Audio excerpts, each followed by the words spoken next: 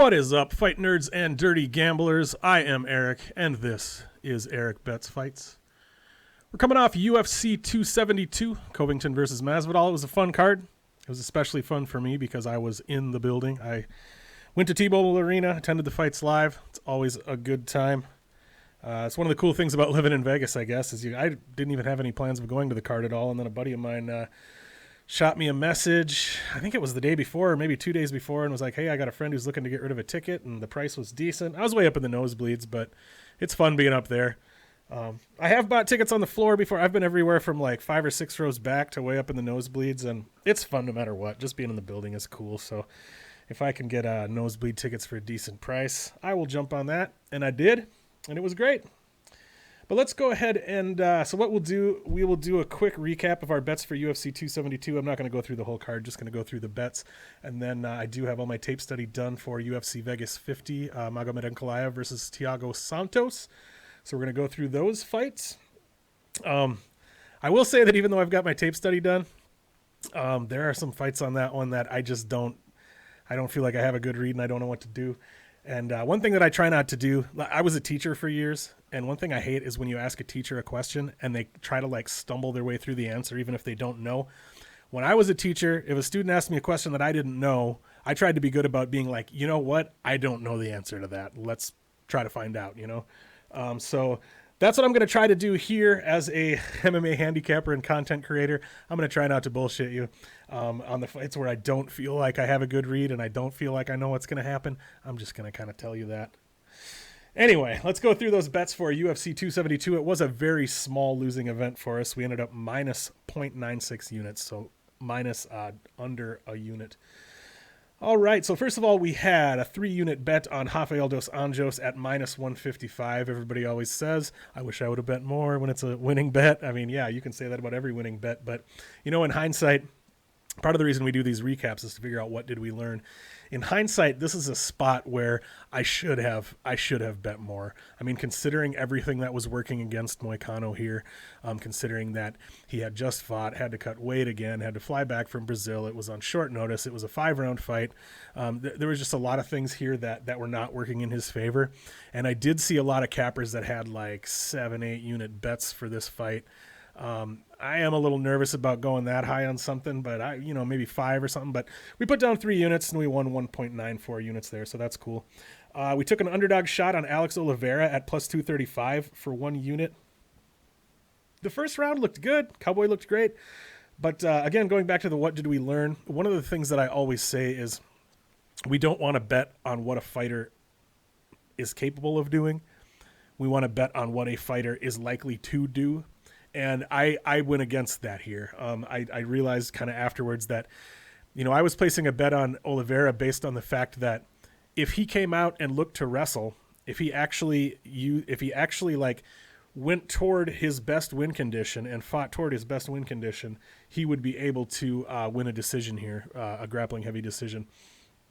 And I think that that's probably true, but you can't trust Cowboy to come in with a smart game plan. He's a fighter who sometimes seems to be more interested in having a good time than in winning a fight. And he likes to just kind of goof around and try this and try that and whatever. So I made, it's this thing I say every video and I went against it there. So I made the mistake of betting on, D1 Oliveira, who does not exist. So I'll take the L there. Next up, we put 2 units on Yan Xiaonan as a pretty big underdog at plus 240. I usually don't put 2 units on a big underdog like that, but after doing the tape, the method that I use, and I've explained this before, is that I do the tape study without knowing what the odds are. So I do all the tape study, then I set what I believe the odds should be in my head, percentage-wise, and then I calculate that into a money line, and then I compare it to the real money line. I actually, after doing the tape, I was leaning Xiaonan, not heavily at all. Literally, probably not even 55%. I was like, if I had to pick, I'm picking, Yan Xiaonan maybe 53, 54%. So I thought that the fact that there were a lot of people betting on Marina Rodriguez at like, what was she, minus 270 or something? I just didn't understand that. I didn't see anything in the tape that told me that Marina Rodriguez should be heavily favored here. I saw it as a very close fight, and I actually leaned Yan to win. And that was largely based on my read that Jan is the faster, more dynamic fighter with the quicker hands who throws the straighter punches. So I was thinking she's going to be able to get in and out and land quick, straight punches before Rodriguez is going to be able to catch her, basically. And early in the fight, that's exactly how it played out. After round 1, I was like, I am an excellent capper. I called this perfectly. I was like, why did everybody think Rodriguez is going to win? Jan it's playing out exactly how I thought it would. Then round 2, I know a lot of people gave round 2 to Rodriguez. Rodriguez, I forget which. I did have round 2 for Jan as well. I did score the fight for Jan. I mean, who knows? I had a bet on her, so it might have been biased. But I actually thought going into round 3, I thought Jan won the first 2 pretty clearly. I actually felt really comfortable going into round 3. I was like, well, as long as we don't get finished or 10-8'd here, we got this fight. But that ended up not being the case. But as far as what did we learn, I have no regrets at all about putting 2 units on her there. I thought that was an excellent bet because at plus 240, I mean, it played out way closer than that, and I even thought she won the fight. So I would make that bet again. Next up, we've got Nick Negumereanu versus Cannetti and Nchukwi. I put 2 units on Nick Negumereanu at plus 120. That was a fight where, I had a hard time getting a good read on it just because Cannetti is he's just untrustworthy. It's so hard to know what he's going to do. Negumereanu's really not very good, but he's tough and he throws heavies. So I ended up placing the bet mostly based on the idea that Nick Negumereanu, at least I kind of know what he's going to do. I know he's going to he's reliable to come forward and throw punches and try to finish the fight. Whereas Cannetti isn't always reliable to do anything. You don't really know what he's going to do, and it seems like sometimes if there's adversity, he'll kind of fall apart. So I really made the bet almost based on that. I'm betting on the guy who at slight underdog money, who I know is going to come forward and look to finish the fight. It was a very close fight. A lot of people thought that it should have been a draw. Negumereanu did get the nod.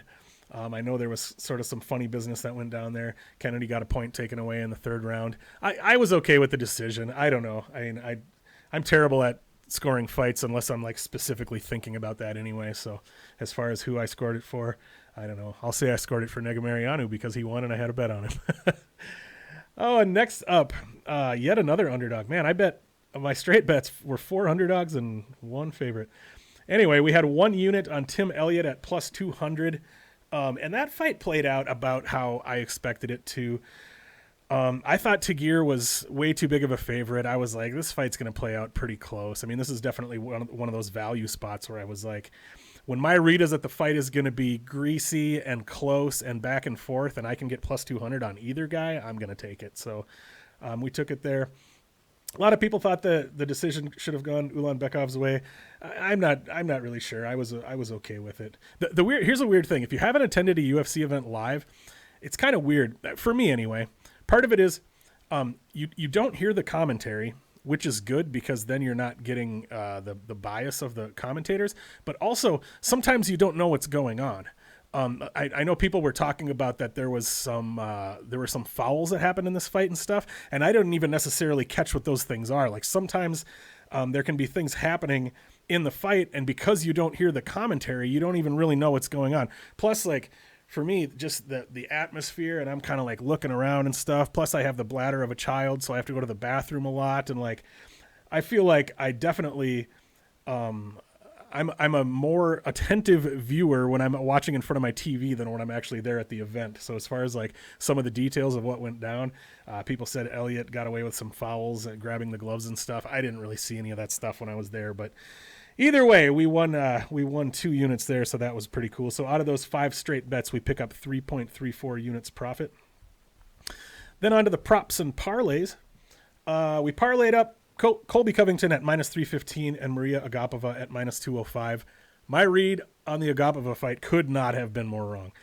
I parlayed her up because I was confident in her winning. I thought she was going to be the much more physical fighter. I thought she was going to be quicker and hit harder and just be meaner. And I thought if anybody was going to do the bullying here, it was going to be Agapova. I thought Agapova was going to bully Moraes all over the cage, and I was dead wrong. Moraes did all of the bullying. Agapova had absolutely nothing for her. So, big ups to Marina Moraes. I mean, Agapova, yeah, I mean, she's inconsistent, certainly, But after her last performance and just the way she looked, I was like, she's gonna ride that confidence. She's gonna roll with that. She's gonna keep getting better. We didn't see that here, and I felt so good about that parlay that I put 2 units on it, and she lost, so we lost 2 units there. And then I had a bunch of props. Didn't hit any of my props. We put 0.2 units on Hardy by KO in round 1 at plus 550. Obviously, that didn't happen. We put 1.5 units on Holland Oliveira to go over 1.5 rounds, and we came kind of close there. I guess it wasn't that far into round 1, so it wasn't even really that close. Didn't win that one. I put 0.2 units on Agapova by sub in round 3 at plus 1,700. No good. And then I also sprinkled 0.2 units on Colby Covington in round 4 and in round 5. Those are at plus 1,600, plus 1,800. So, we ended up giving back everything that we won on the straight bets. We gave it all back on props and parlays. So, maybe as far as the what did we learn, maybe there's something to learn there. But if I look at my stats on betmma.tips, I am still profitable on straight bets, on props, and on parlays. So even though we gave it back on props and parlays here, we are still profitable on both of those. So I don't know that it's a situation where we have to back off on those or anything. But anyway, small loss there. That puts us at 2 losing events in a row. But the nice thing is we're keeping the losses really small. But with the 2 combined, we're only at like minus 1.2 units or something like that. So, and overall, we're still sitting at, I think, 54 units won at about 25% ROI. So, even though we're on a couple losing events there, we're not feeling too bad about that. We're trudging on.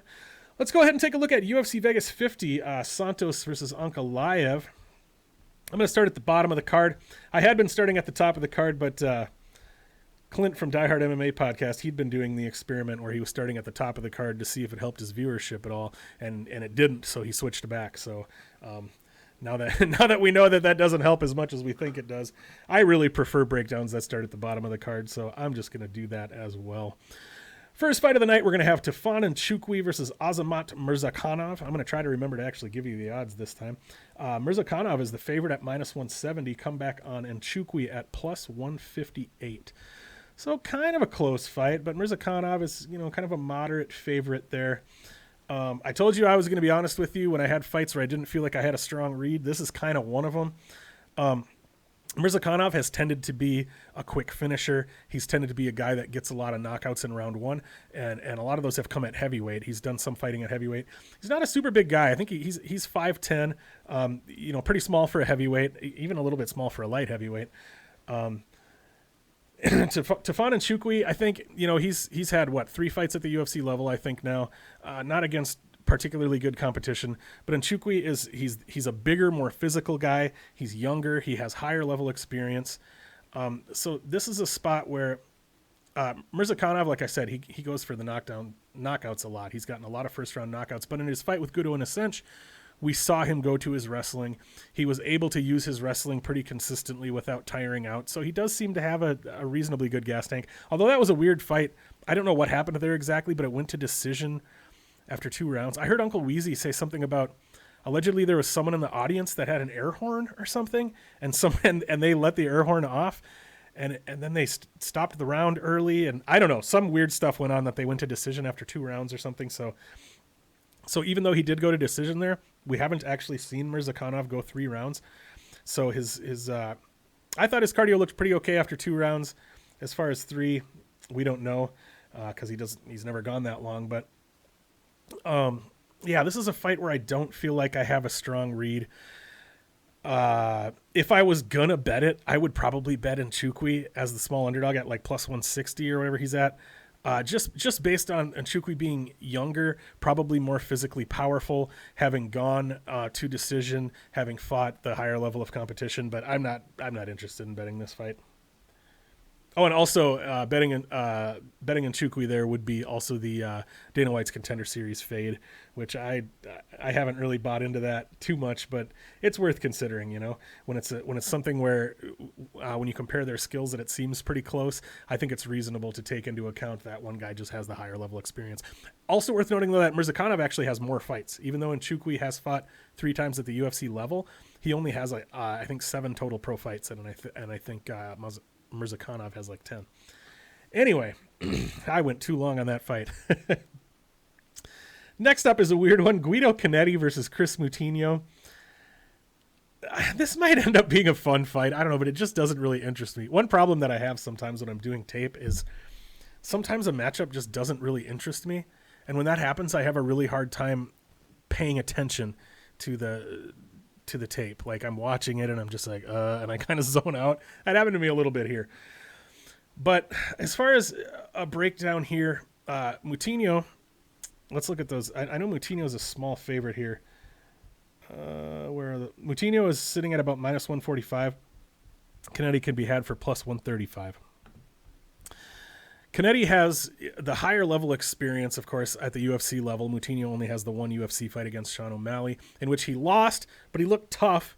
I mean, he didn't look good, but he looked tough, so there's something going to be said for that. Cannetti is 42 years old. You guys, I'm 42 years old. I know what it feels like to be 42 years old. And to be someone, especially in these smaller weight classes, trying, not that I know what it feels like to weigh 135 pounds or 145 pounds or anything like that. I don't. Well, I did in high school. I wrestled at 135 my junior year, but that's neither here nor there.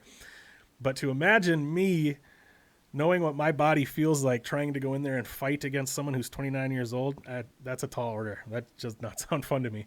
But that said, I didn't really see anything in the tape that suggested to me that Cannetti is struggling with his age or that he's really slowing down. However, we could see that at any time. I mean, when you're at that age, the last time he fought was like 7 months ago. Could he have fallen off a cliff in the last 7 months? Maybe. Yeah, certainly. I mean, we haven't seen that, so we're just making guesses there. But anyway, by way of a breakdown, Moutinhno throws a ton of strikes. I've got it here somewhere. Moutinhno attempts almost 15 significant strikes per minute. However, his striking defense is 27%, which is abysmal. Worse than Nick Negumereanu's, I believe, who Nick Negumereanu likes to block punches with his face. Guido Cannetti is 9 for 18 on takedowns with 24% control time. However, if you include his fights from Tough Latin America, Guido is 2-7 at the UFC level, and the two fighters he beat are 5-5 and 2-3 at the UFC level. So he's only beaten 2 UFC level fighters, and they were both low-level UFC fighters. That said, Chris Moutinhno is also likely a low-level UFC fighter, so I don't know that there's much that we can take from those numbers anyway. But the reason I wanted to point out that Guido is 9 for 18 on takedowns with 24% control time is he will look to wrestle at times if he feels that's his best bet. If this fight plays out on the feet, Cannetti probably hits harder than Moutinhno, but he just doesn't throw enough. In my opinion, if this fight plays out on the feet and goes to decision, it's Chris Moutinhno all day, because Moutinhno is going to be throwing 3 times as many strikes. Even if he's not landing that many of them, optically, it's just going to look a lot better because he's going to be busier and throwing way more and probably landing way more. But if Guido doesn't like how it's feeling on the feet, he could potentially go to his wrestling here. That said, yeah, this is a fight that I really don't have any interest in betting at all. I don't want to bet Chris Moutinhno as a favorite. I don't want to bet on a 42-year-old Guido Cannetti.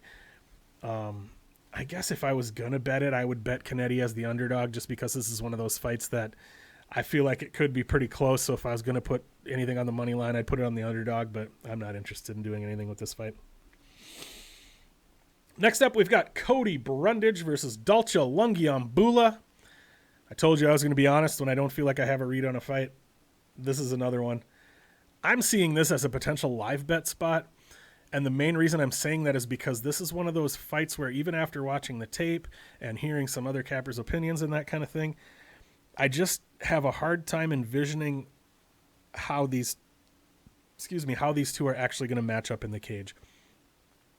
Sometimes, even after watching the tape and considering this guy's skill sets and tendencies and considering this guy's skill sets and tendencies, I just can't see it. I just don't know what it's going to look like when they're actually in there. And this is one of those fights where I don't feel like I have a good idea.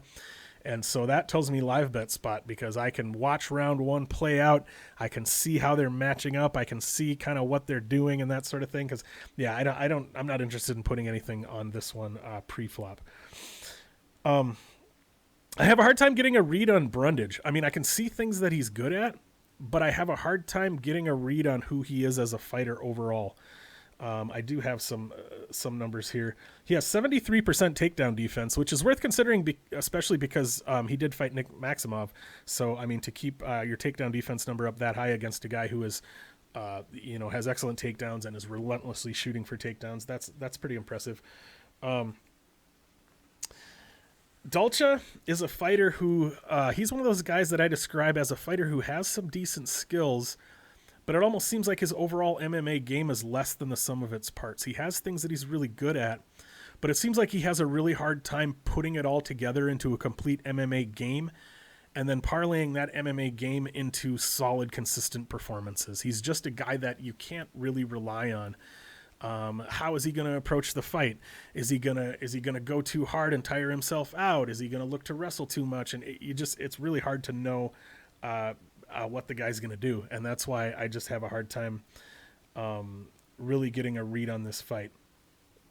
After watching the tape, I was like, if I had to pick somebody here, if I had to pick someone to favor, I was willing to lean Dalcha just a little bit, maybe like 55% or something like that. And I think that's actually about what the line is at. Brundage is why don't we look at it? I forgot to pull it up again. Brundage is at plus 110. Dalcha is at minus 120. So pretty close to a coin flip. Yeah, I don't know. I'm not interested in betting this one again. This is another fight that in my mind is so close that if I was going to bet it, I'd probably just bet the underdog, but not particularly interested in betting that one. Sorry, not much action here. There's just a lot of fights that are close, and I think properly close, should be close, and also ones that I'm just having a hard time getting a read on. Next up, Sabina Mazo versus Miranda Maverick. What do we got for a line here? I know it's pretty crazy. Yeah, Miranda Maverick is a huge favorite at minus 310. Come back on Mazo as the underdog, plus 270. This was a fight where I'd been running the tape on the other fights on the card, and I hadn't even really looked at the whole card. And then I got to Sabina Mazo versus Miranda Maverick, and I was like, wait a minute, I've already watched tape on both of these fighters when I was taping their previous opponents. So I didn't go back and watch the tape on them. I kind of just put some notes together based on the tape that I had already watched, even though I wasn't watching for those fighters specifically. So I did type in my notes here, and I highlighted it in yellow. Need to watch more tape here. So keep that in mind as my thoughts here are not informed by as much tape study as they should be. I was listening to Clint on the Die Hard MMA podcast, and he said that Sabina Mazo, every time Sabina Mazo has been taken down at the UFC level, it has been off of a caught kick. It has been because she kicked, got caught, got taken down. She's apparently never been double-legged, never been single-legged, it's only been caught kicks. And he also said that he noticed that she has adjusted her style and is only throwing, low calf kicks. She's not throwing as many like kicks to the body and that kind of thing. I mean, she does throw her head kicks sometimes, but and so, I was thinking Maverick should be able to get takedowns here, but that's kind of that's interesting to think like nobody has ever taken her down, other than off of a caught kick. I don't know. It doesn't mean somebody won't. It doesn't mean Maverick can't do it, but apparently it hasn't happened yet. I was willing to lean Maverick as a favorite at maybe like minus 240 range or something like that, but having her all the way up at minus 310, I think if I was gonna bet here, I don't mind a shot on Mazo at plus, what was she at? Plus two, was it 270? It wasn't up that high, was it? Yeah, 270. Mazo is much bigger. I think she's about 3 inches taller. She has a much bigger reach. She's a much better striker. I was assuming that Maverick probably will be able to get the takedowns here and hold her down, but if she can't, it could be pretty problematic. Mazo's a good striker. That said, because Maverick isn't necessarily a fantastic wrestler, but she's a solid wrestler. She can get takedowns, and she's so physically strong and just can really dominate and overwhelm opponents.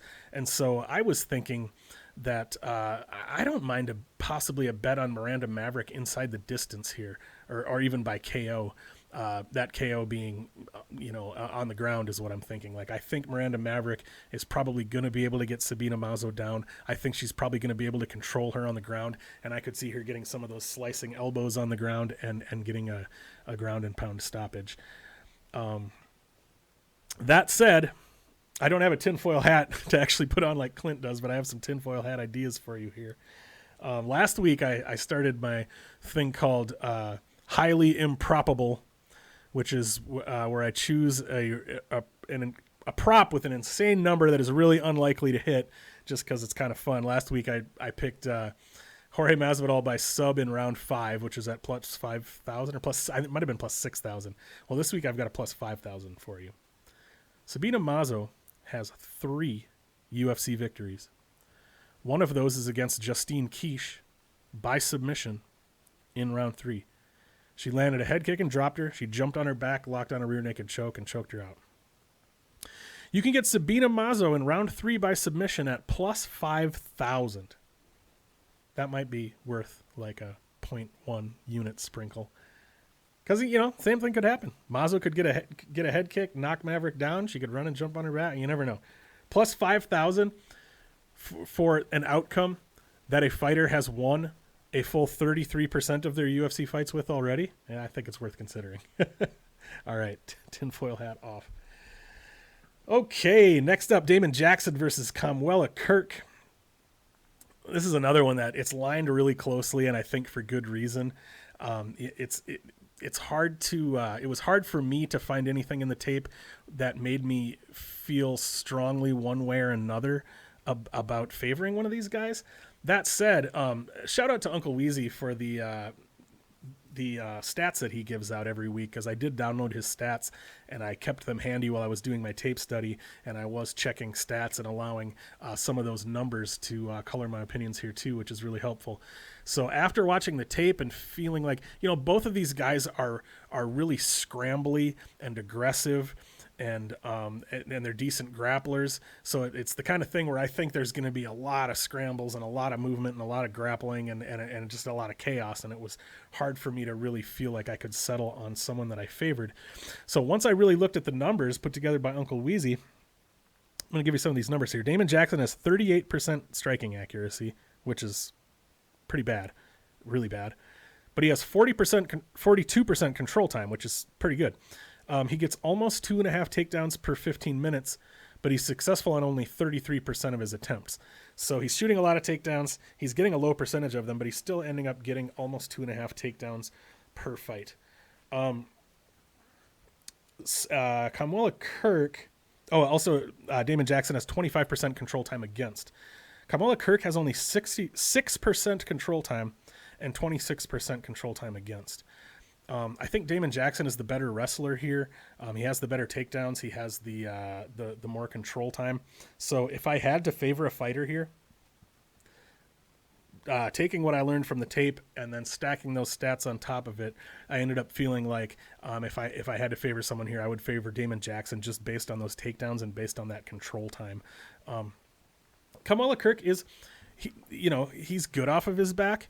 But he also, he knows he's good off of his back, so he's willing to work off of his back sometimes. So, there's a possibility that Jackson can get takedowns here, and Kirk might even be willing to sort of accept that position and work for submissions that never come. So, yeah, if I was gonna bet this fight, I'd probably bet Damon Jackson, but I don't love anything here. And once again, I realized I forgot to pull up the numbers.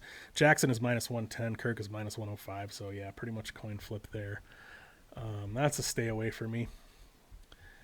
Next fight on the card, we've got Trevin Jones versus Javid Basharat. This is a cool fight. I'm excited about this one. Javid Basharat looked absolutely top shelf on Contender Series. Great striking, great grappling. He's got that kind of fun, sort of dynamic taekwondo style, and then he's got a good aggressive grappling. He's very confident.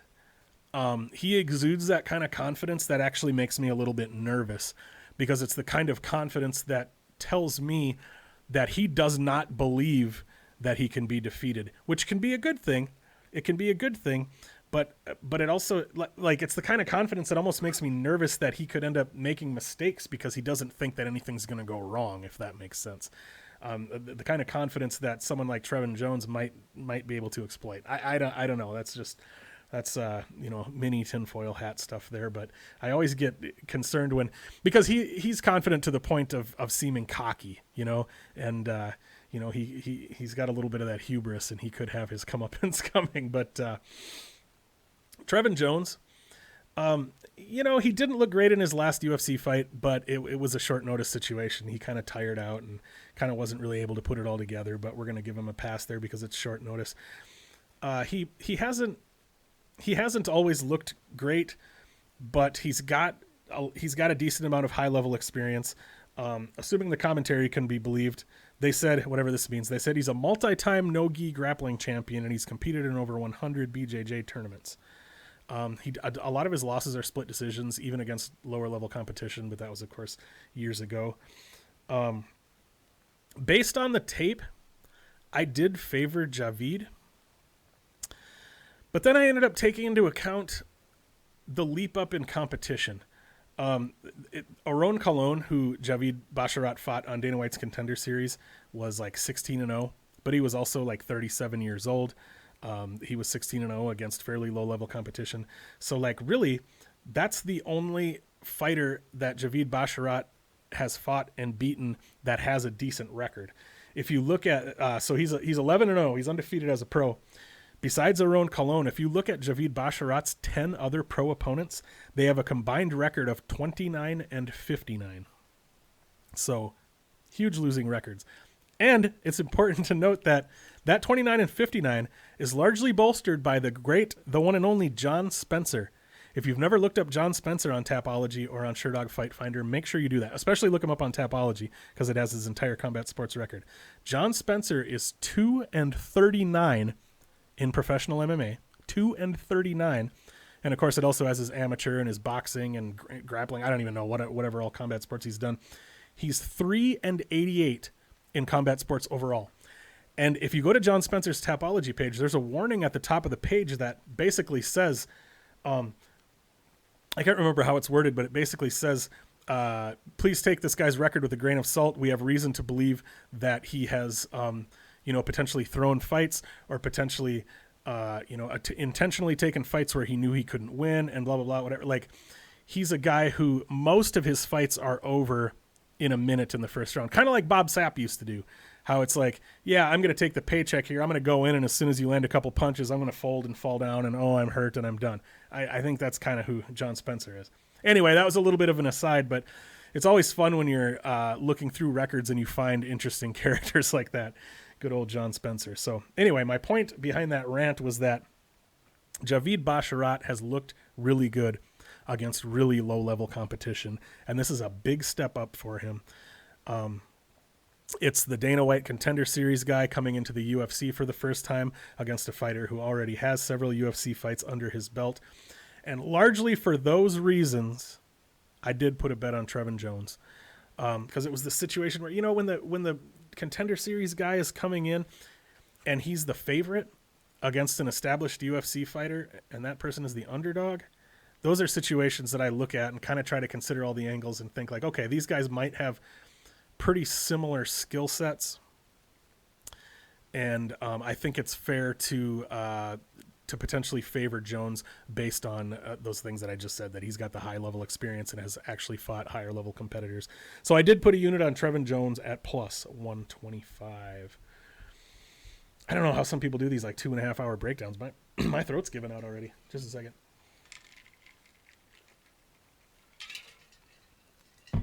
Last week, I went through and edited out all the times that I was drinking and that sort of thing. I don't think I'm going to do that this time. You guys can just hang out with me for the full. Oh, next up, J.J. Aldrich versus Jillian Robertson. I like this fight. To start out with some stats, J.J. is going to have a 4.5-inch reach advantage here, and she has 68% takedown defense. Jillian Robertson has 49% control time in her fights, which is fantastic, but only 44% takedown accuracy, which is not that great. This is pretty much a striker versus grappler kind of matchup. I think it's fair to say that if Jillian Robertson can't get takedowns and keep JJ Aldrich on the ground, it's going to be problematic for her. JJ's got that big reach. JJ hits pretty hard. She's got nice, solid, crisp boxing. I mean, she's got the kind of shots that can knock her opponent's head back and that kind of thing. We have seen Jillian struggle at times when she's being kept on the back foot. If you kind of keep her moving backwards and keep her moving so that she doesn't really have a chance to set up that takedown or feel comfortable finding her spot to go for the takedown, you can kind of stymie her game a little bit. Also, Jillian Robertson, her takedown defense is only 16%. I think that's likely just because she's the kind of fighter that, sort of like Joel Alvarez, she's the kind of fighter that if you're going to try to take her down, I think she's okay with that. She's not great off of her back by any means, but I think she feels like she's a good scrambler and that sort of thing. And she feels like, well, if you're going to take me down, even if you're going to be on top and I'm going to be on my back, I'm going to go ahead and take that because at least we're ending up where I want to be. So I think JJ's going to want to keep this on the feet. But I started thinking that, if she decided to, she could potentially get takedowns and hold Jillian Robertson on her back. Robertson obviously is a good grappler, but most of her grappling dominance comes from top position. She's not great off of her back necessarily. So I guess I can see why Jillian Robertson is favored here, because if she is able to get the takedowns and get the top position and get her grappling going, it's going to be problematic for JJ Aldrich. I did actually end up taking a shot at JJ Aldrich here as the underdog. I put 1 unit on her at plus 115, just because I thought, that I think there's a chance that JJ can keep this on the feet for the most part, and that she'll be able to piece Jillian Anderson up on the feet. So I did go ahead and go for that. Because like I said, I think if Jillian Robertson can't get the takedowns, she's going to lose the fight. That might be an oversimplification, but if she can't get the takedowns and hold top position, she's going to be in trouble. Oh, next up we've got Matt Semelsberger versus AJ Fletcher. I think this could be a fun fight.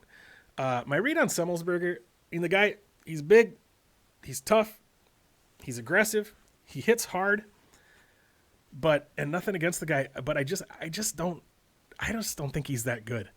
I just don't think as an overall, as far as his overall MMA game, I just don't think he's particularly skilled. I think that he's able to rely on his just kind of his striking power, his size, his athleticism, and he does have decent cardio. His output stays up pretty high throughout the fight. He's got 3 inches of height here at least. And the reason I say at least is because I'm not convinced that AJ Fletcher is 5'10". I think he might be one of those fighters. Like when I'm about 5'7", and besides the gut and not having as big of muscles, I feel like I kind of have a build similar to AJ Fletcher. I'm sort of a shorter, stockier guy. And when I look at him, he doesn't look 5'10" to me, but who knows?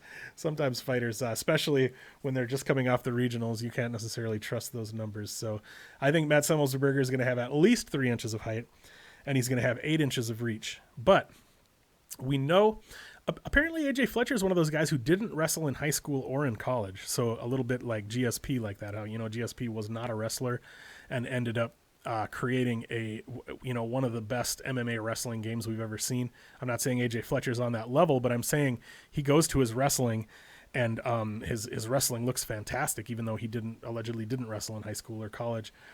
He's very good at that quick reactive double. When his opponent is coming in with strikes, he's very good at timing that exact moment, changing levels and driving through. And here's the thing. Matt Semelsberger is a guy who's going to give you those opportunities. He's a guy who's going to come forward with big strikes. AJ Fletcher's going to have those opportunities to change levels and blast through those legs and take Matt Semelsberger down. Semelsberger has 100% takedown defense, by the way. So if you look at that stat, don't let it fool you. He has had 1 takedown attempted against him in his entire UFC career. Now, that's what the stats said that I looked at. 100% takedown defense. I was like, whoa. And I was like, oh, he's defended 1 out of 1 takedown attempts. Well, he's going to have to defend more than 1 takedown attempt here against AJ Fletcher. And I don't know how much luck he's going to have doing that. Excuse me. I was able to get AJ Fletcher at plus 210. Considering, obviously, we're looking at the situation where the Dana White's Contender Series fighter is coming in and fighting the experienced UFC fighter. But since I do see such a clear potential path to victory for AJ Fletcher, and he was at plus 210, I thought that was worth a shot. So I did put 1 unit on AJ Fletcher at plus 210. Oh, let's see what those numbers are at now. I think, okay, he can still be had for plus 200 at Betway, but he's closer to like plus 185, 180, 185, that sort of thing. Matt Semelsberger at minus 210. Yeah, I love, if you can get AJ Fletcher still, even 180, 190 is worth considering, I think he's a great bet at those underdog numbers, those big underdog numbers like that. Next up, I love this fight. I think everybody loves this fight. Bruno Silva versus Alex Pereira. Hey, I'm actually going to remember to look up the odds ahead of time here. Bruno Silva versus Alex Pereira.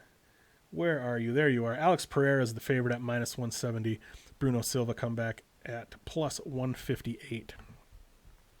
First thing I'm going to say about this fight is after doing the tape, I was expecting to see Pereira as a much bigger favorite. I was expecting to see Pereira at like minus 250, minus 300. And I understand that Pereira is pretty new to MMA. He's 4-1 in MMA, I think. Bruno Silva has much more MMA experience, much higher level MMA experience. Bruno Silva has a grappling game. I understand all of that. And also we have seen high level kickboxers come over to MMA before, and they just weren't able to put it together. They weren't able to get their kickboxing going. They just weren't able to make their skills work in an MMA setting. I understand that. But Alex Pereira, for one thing, Alex Pereira is much bigger than Bruno Silva. He's 4 inches taller. He's a big, strong, physical guy, and he's got really good takedown defense and a really good get-up game. Obviously, he's, one of the scariest kickboxers in that weight class on the planet right now. And, he's not dumb. He knows that if he's going to fight mixed martial arts at the UFC level, he's going to need to put together, if not a ground game, then at least the ability to avoid having to have a ground game with the takedown defense and the get up game. And he does have those things. Bruno Silva, I believe, is a black belt in Brazilian Jiu-Jitsu, if I'm not mistaken. He has a, where's my note on this? I think I heard that he beat Wellington Turman by decision in a grappling match.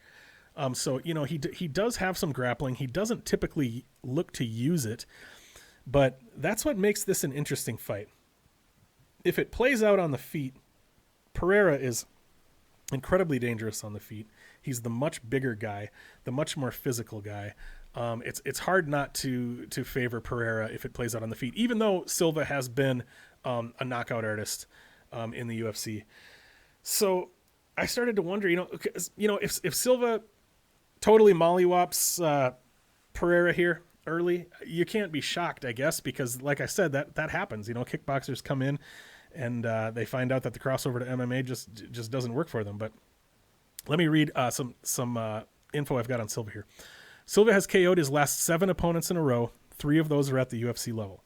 So, his typical path to victory has been on the feet. But when you're standing across the ring from a world-class kickboxer who is 4 inches taller than you, what do? Are you going to come out with that same game plan? Are you going to come out? Is Bruno Silva going to come out and be like, you know what? I'm going to come across the ring, throwing hammers at this guy, and I'm going to knock him out. I don't think so. That's probably not going to be the best way to approach this. So, is he going to go to his grappling? If he does go to his grappling, is he going to be effective with it? I don't know. These are all questions that we have to consider. One crazy thing about this fight doesn't go the distance, is aligned at minus 600. So, the bookies and the betting public, everybody knows that this fight's not going to decision. Somebody's finishing somebody here. I lean toward thinking, if Silva does come out with a striking based approach, I think Pereira is gonna flatten him. if Silva does come out with a grappling-based approach, I think Pereira might be able to handle himself, fighting off the takedowns, getting up off of his back. I like Pereira to win here. I ended up putting 3 units on him at -170 because I actually thought that line was pretty darn bettable. I was expecting to see him as a bigger favorite. Like I said, taking into account the higher level MMA experience from Silva, the ground game from Silva, I can understand why the number is where it is. But even with all of that, I was expecting him to be a much bigger favorite. So I pulled the trigger on a pretty big bet, 3 units at -170 on Alex Pereira. Next fight up, we've got Drew Dober versus Terrence McKinney. This is probably one of my favorite fights on the card. There's a lot of good fights on this card, man. I think this is such an interesting fight because obviously Terrence McKinney has been an animal. The betting public and the public in general, MMA fans, people are on this guy. People love this guy right now. He's a super hot commodity at the moment. He's an exciting fighter. He's a quick finisher. He likes to come out and get the first round finish. So in his UFC debut, we saw him get that 7-second knockout against what do I want to say? Sorry, Matt Frivola. Semelsberger, that's not the right guy. Steamroller Frivola knocked him out in 7 seconds. Then he comes out and fights Fares Ziam. He was a small underdog there. We bet 2 units on him there because I was like, I think Terrence McKinney should be favored here. I don't know why he's the underdog. So that worked out well for us. He comes out, he takes Fares Ziam down, gets him out of there in the first round. So that's the kind of situation where, bettors are going to be on this guy because of, I don't know if you want to call it recency bias. It's not even really recency bias because it's what Terrence McKinney has done, not just in his recent fights, but in like a lot of his fights. He comes out and he finishes guys in the first round. However, these have not been, nothing against Frivola or Fares Ziam, but these haven't been the highest level UFC fighters. This is a huge step up for Terrence McKinney. Drew Dober's been around the UFC for a long time. Does he have his share of UFC losses? Sure. He's lost in the he's fought in the UFC 17. He has 43 pro fights. 17 of those are at the UFC level, and he has 7 UFC losses. Those UFC losses most of them have come against high-level grapplers. Islam Makhachev, Beneil Dariush, Olivier Aubin-Mercier.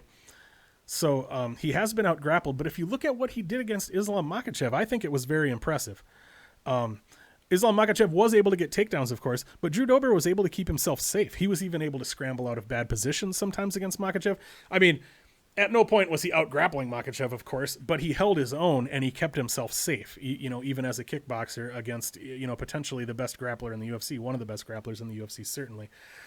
And one thing that, and I'm very particular about my feelings about fighters who come out and get quick wins all the time and then get the public on their side, and those quick wins affect their betting lines. Because how many times have we seen a fighter come out, get a few quick wins in the UFC, and then everybody's on them and they're the big hype train and that sort of thing? What do we really learn about a fighter getting a quick finish?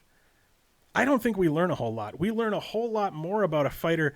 I'm more impressed when a fight, like let's say a fighter coming off of Contender Series or coming out of LFA or whatever it is, they come into the UFC and let's say they win a dominant 15-minute decision over a solid UFC veteran. That impresses me more than coming out and getting that 7-second KO against a solid UFC veteran. I mean, you don't want to say too much about a fluke punch or whatever, because people say, well, he was throwing a punch at his face and the punch landed on his face and it knocked him out. He was doing exactly what he did exactly what he was trying to do, so why is it a fluke?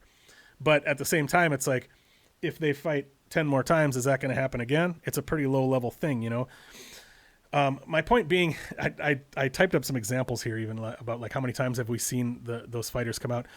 Some examples: Johnny Walker, Houston Alexander, Sokaju. Those are fighters who got a couple of really quick wins over pretty solid competition, and then you just wait for the right time to fade them. With Johnny Walker, I tried to fade him against Misha Cirkunov, but I was a little early there. He still beat Misha Cirkunov, but the quick finishes did eventually end when he got to a certain level. Houston Alexander, same thing. Sokaju, same thing. I think it's the same thing here. I think people who are thinking that Terrence McKinney is going to come out and get a quick finish against Drew Dober, that doesn't happen to Drew Dober.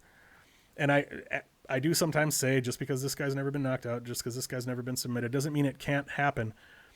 But Drew Dober is a solid professional, like I said, with 43 professional fights, 17 of them at the UFC level. Nobody has come out and sparked Drew Dober out of there quickly. Actually, I believe he does have one loss in the first round, but it was like 7 years ago. I can't remember who it's against, but it was very early in his career. It's just, to me, it's very unlikely that, like, okay, if Terrence McKinney comes out looking for his quick knockout, is he going to be able to find that? Obviously, Drew Dober is a solid kickboxer who's seen it all. I don't think that's likely. Is he going to come out and shoot a takedown and be able to get a quick submission? If Islam Makhachev couldn't do it, I don't think Terrence McKinney could do it. And so I lean toward thinking Terrence McKinney cannot find that first round finish here. And so if we look at his record, where does that put us? If Terrence McKinney can't finish Drew Dober in round one, then what happens? Terrence McKinney doesn't really ever win a fight unless he can finish that person in round one. Drew Dober is such a solid mixed martial artist who's been in there with everybody and has seen it all. Terrence McKinney's just not going to bring anything that Drew Dober hasn't seen. If he can't finish him early, I don't think he's going to be able to win this fight. I think Drew Dober's going to start to take over down the stretch. I think Drew Dober will even likely end up finding a finish late in the fight if Terrence McKinney can't finish him early. That said, this is a spot that could be a potential live betting spot. If you do think that there's that chance that Terrence McKinney is going to get him out of there in round one, you could stay away from betting it pre-flop. And, maybe McKinney has that strong first round, and then we get a better number on Dober going into round two. Currently, let me pull up those lines. Drew Dober is at minus 162 and Terrence McKinney is at plus 150. I definitely think we're seeing some of that hype train bias here as far as he came in and got 2 quick wins against, reasonably solid competition. Drew Dober being at minus 162 against Terrence McKinney, man. Well, when I first did the tape and pulled it up, I think Drew Dober was at like minus 240. That seemed more realistic to me. And then obviously the line has dropped since then. I have not bet Drew Dober's money line here, but man, getting a solid veteran like Drew Dober at minus 164 versus a kid who's shown a lot of promise but just hasn't fought somebody at this level, I think that's potentially a pretty good bet. I haven't bet it yet, but man, I might. I think that's a great fight. Oh, also, if you want to bet Terrence McKinney here, you can get him in round one at like plus 450. If you're going to bet Terrence McKinney here, I don't think you're going to bet the money line. Terrence McKinney's path to victory is that round one finish. So you can get Terrence McKinney in round one at like plus 450. You can get Drew Dober in round three at like plus 1,000. So like I think those are two likely outcomes here. Either Terrence McKinney's going to finish him in round one, or he's going to fade down the stretch, and Dober's going to find the finish, potentially in round two or round three. Oh, anyway, that's about all I have to say about that fight. I think that's a really fun fight. Next up, we've got Khalil Rountree versus Carl Roberson. Let's take a look at the betting lines on that one. Really close fight. Roberson is slightly favored at minus 118. Come back on Khalil Rountree at plus 110.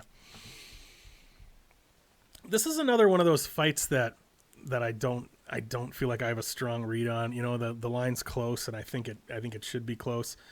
Both guys are super athletic and super powerful. They're both primarily strikers, but Roberson has shown some ability to grapple. Certainly not high level, but he can do it. Roberson is 4 for 7 on takedowns in the UFC, averaging just under 1 takedown attempt per fight. Khalil has never attempted a takedown in 11 UFC fights. So, if they come out, these guys are both very powerful, solid kickboxers. If they come out and Roberson feels like Khalil is getting the better of the striking, are we potentially going to see D1 Roberson here? Are we potentially going to see Roberson try to go to his wrestling? I don't know.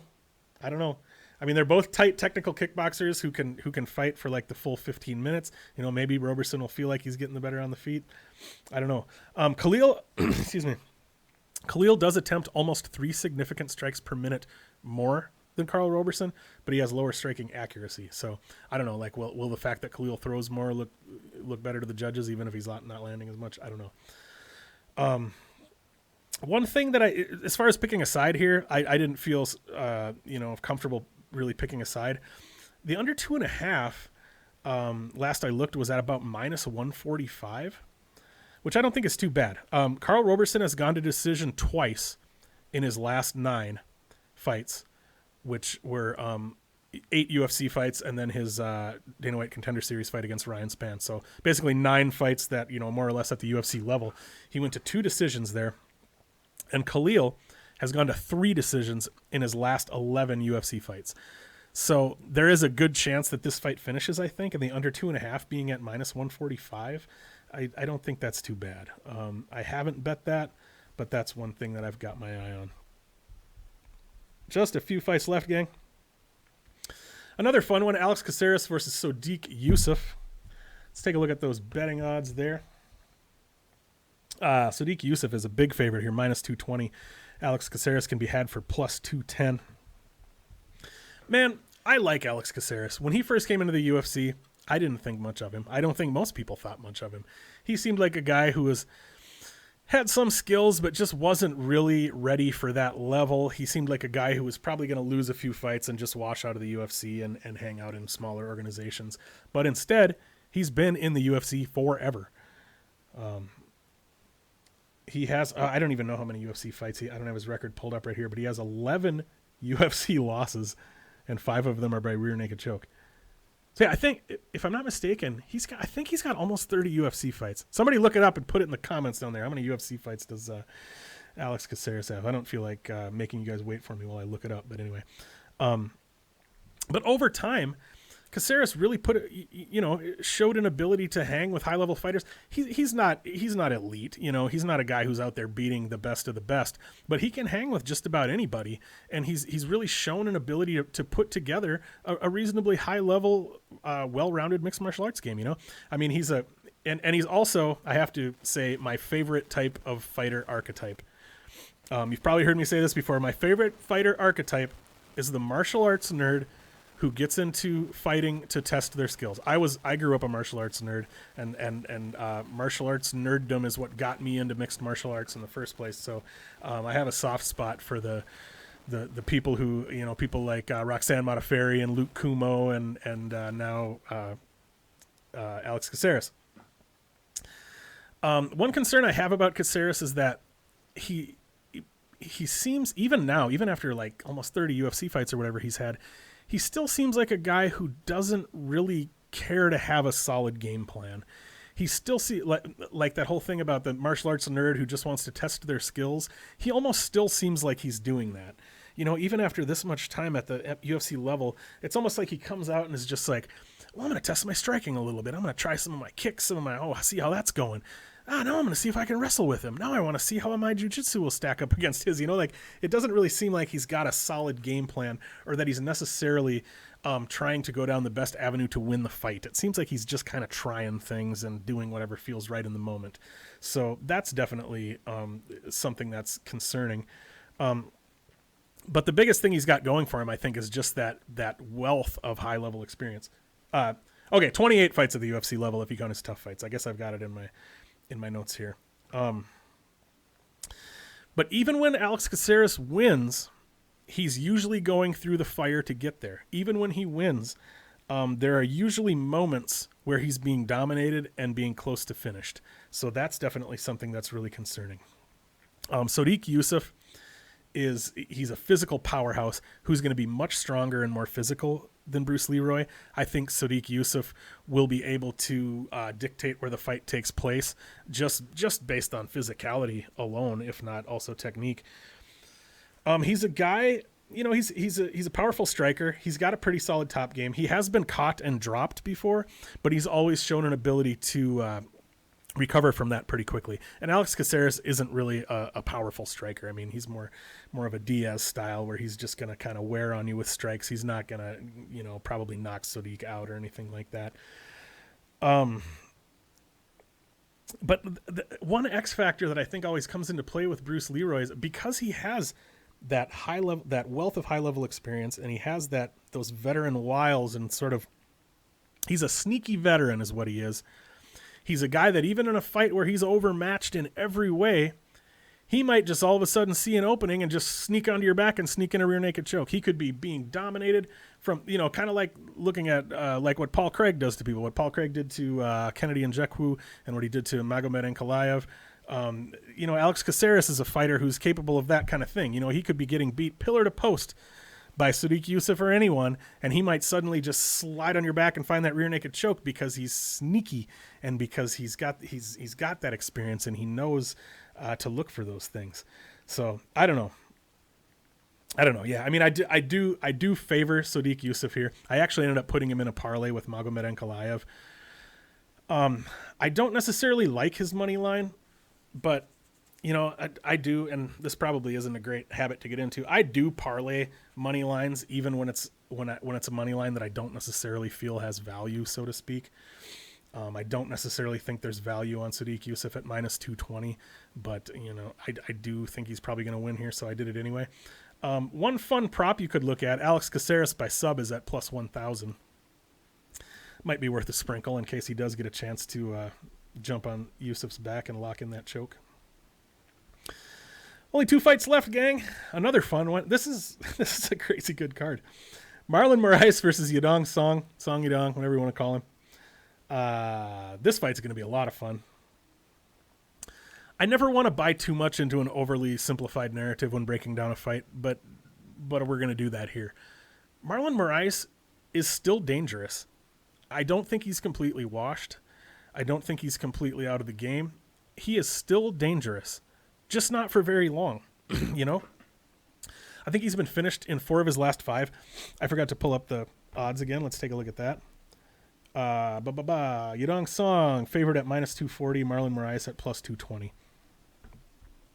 I do think those odds might be a little off. I think Yadong Song is probably going to win here, but Marlon Moraes is still dangerous. He's a dangerous veteran who can still get somebody like Song Yadong out of there. Song Yadong does have a solid chin, but Moraes is incredibly dangerous. He throws big hammers early. He can still finish somebody early, but he tends to kind of fall off. He's one of those guys that we could maybe call like a 7-minute fighter, right? If he doesn't find that early finish, in most of his fights lately, he will end up getting finished himself. This is one that could be a good live betting spot for that reason, because there's a good chance that Marlon Moraes has a solid round 1, but then falls off pretty quickly in round 2. If you do think there's a good chance that Moraes comes through with the round 1 finish here, you can get Marlon Moraes in round 1 by KO at plus 1,200. I see this as one of those situations where that's almost his only win condition, is that round 1 KO. So I think a sprinkle on that plus 1,200 there is pretty decent. You can get Song Yadong at minus 240. I do think that might be a little wide, but I don't mind it as a parlay piece potentially. What I bet here, I put 2 units on Song Yadong inside the distance, which is at minus 110. I think that's a really solid bet, considering that Marlon Moraes has been finished a lot lately when he hasn't been able to find that round 1 KO. Marlon Moraes has only been fighting the very elite competition for like his last 5 fights, so those 4 losses were all against very high-level competition. However, I think Song Yadong might turn out to be, he's only 24, it's probably still a little early to say that, but I think he's a guy who could end up being that high-level competition. He's young, he's powerful, he's got a good chin, he's well-trained, he's got high-level skills, he's got nice footwork, he cuts angles, he throws a variety of strikes, he's getting better and better all the time. The fact that he's only 24 years old, I think this is his, like his 10th UFC fight or something already, isn't it? I'm trying to see in my notes here. Sorry to make you sit here while I don't have his record pulled up, but yeah, he's only, I saw somebody say on Twitter, Song Yadong has been 24 years old for 6 years. Like, yeah, it seems that way, right? The guy's been around for a long time. He's got a lot of fights under his belt already, but yeah, I do think Song Yadong probably comes through here and probably comes through inside the distance. And I think that getting pretty much even money, that minus 110 on him inside the distance is a pretty solid bet. I think you can make that bet. And then if you want to hedge that a little bit just to be safe, you can put a tiny bit on that Moraes in round 1 by KO to kind of cover it. I haven't done that yet, but I might. All right, we are to the main event. And not a moment too soon, as my voice sounds different now than it did when I started. Thiago Santos versus Magomed Ankalaev. I have one full page of single-space notes on this fight. Ankalaev is a prohibitive favorite here. He's up as high as minus 600 in spots. The best he can be had for is minus 549. Comeback on Santos plus 435. Is that a little wide? I don't know. It may be a little, but it's probably about right. I do think that Ankalaev is going to have it everywhere on Santos here. Ankalaev does tend to start pretty slow. He makes his reads and he gets better as the fight goes on. He lands more strikes. He starts to kind of find his spots, make his reads, feel himself a little more, start to land more combos. You know, he's more and more and more in the fight as the fight goes on, which I think is going to be problematic for somebody like Santos. One specific thing technically that I like about Magomed Ankalaev, he has this hard check right hook that he throws when his opponent is coming in. You'll see him do that a lot, and I think that Thiago Santos is likely going to be susceptible to something like that. I mean, Thiago Santos is one of those guys who, rather than like consistently boxing and looking to land, he kind of hangs back, picks his spots, and then lunges forward with like one big strike or maybe a couple strikes, but he kind of lunges forward with big knockout shots, and then he kind of hangs back again. That's exactly the right kind of style for Magomed Ankalaev to hang out and wait to time that check right hook when he's coming in. And there's also the fact that Thiago Santos, he's got a lot of fight miles on his body. He's 38 years old, which means he's not going to have the same reaction time that he used to have in that sort of thing. It's kind of it's almost the perfect storm for Magomed Ankalaev to land that check right hook. Not necessarily that he's going to, finish him and knock him out cold, but I think he's going to be able to catch him with that punch. He's going to be able to hurt him. He's going to be able to create, potentially get knockdowns, create situations where he's able to, maybe a club and sub kind of thing, or at least a situation where he's able to get on top and get some top position going. And Ankalaev doesn't, he's not a pitter patter type of boxer either. He throws hard. When he throws, he's looking to hurt you. He's looking to finish, but he's not the type, more like Santos is. He's not the type where he's like loading way up or putting himself off balance or putting himself out of position. He throws hard, but he still does so technically for the most part. He still keeps it pretty tight, but he's throwing very hard when he does. And I like to see that. Really, that's about all I've got to say about this fight. Thiago Santos' only shot to victory here really is to find a big KO, and I don't think that's very likely. If you think there's a chance that Thiago Santos can do that, his KO prop is at plus 750. I think there's a much better chance that as the fight goes on, Santos slows down. Like I said, Ankalaev is a fighter who tends to get stronger and land more volume as the fight goes on. We're going to see Santos going down. We're going to see Ankalaev going up and getting better. In a 5-rounder like this, I do think Ankalaev probably finds the finish. He might even find it early, but you can get Magomed Ankalaev inside the distance at minus 110, which I think is a pretty solid bet with 5 rounds to work with here. You can also get Magomed Ankalaev in round 4 at plus 1,400, in round 5 at plus 2,200. There's a chance he finds a finish even earlier than that, but in these kind of fights, I like to potentially look at the round 4 and round 5 props. Oof. And I do have Ankalaev parlayed with Sodiq Yusuff. Let's go ahead. That's the end of the breakdown there, folks. Let's go ahead and take a look at the bets that I have placed for this card. I may still have more coming. I'm not sure yet. There's still some a few props that I'm still hoping will be released, and I have looked through all the props, but I'm definitely going to sit and do that again. Usually the day of the fights, I pull up and I look through all the props and see if there's any like last minute things I want to hit. But right now, I've got 3 units on Alex Pereira at minus 170. I've got 1 unit on AJ Fletcher at plus 210, 1 unit on JJ Aldrich at plus 115, and 1 unit on Trevin Jones at plus 125. And just a reminder, folks, you can go to betmma.tips/Erik Block. That's /ERIKBLOCK if you ever want to read my write-ups for these. It would be awesome if somebody would, because I'm always doing these write-ups, and sometimes I spend a lot of time on them, and I'm like, I don't think anybody reads these anyway, but Moving on to props and parlays. I did put 2 units on Song Yadong inside the distance at -110. And I went pretty heavy on the parlay of Ankalaev and Yusuff. I am pretty confident on that one hitting. I went 3 units deep on that one. So we've got 3, 4, 5, 6, 7, 8, 9, 10. We've got 11 units out there this time. I'm feeling pretty solid about these bets. I'm sure I'll find some weird little prop spots to put a 0.2 unit sprinkles on and that kind of thing. But anyway, folks, thank you so much for hanging out. I talked for longer than I intended to. Thank you so much for being here. Make sure to check me out Saturday, every day that there's a UFC card, 1 hour before the prelims start. You can find me on the DFS by the Numbers YouTube channel. Myself, Brady from DFS by the Numbers, Uncle Weezy, and Narco Cop do a show called Best Bet. We start an hour before the prelims start. We go through the entire card. We each share, brief breakdowns, and then we share what we feel is our best bet for each fight. It's a lot of fun. It's a great last stop before the card starts if you want to lock in some last-minute degenerate action. Other than that, please do find me on Twitter at Erik Betts Fights, betmma.tips/ErikBlock, and then of course you're here at YouTube right now.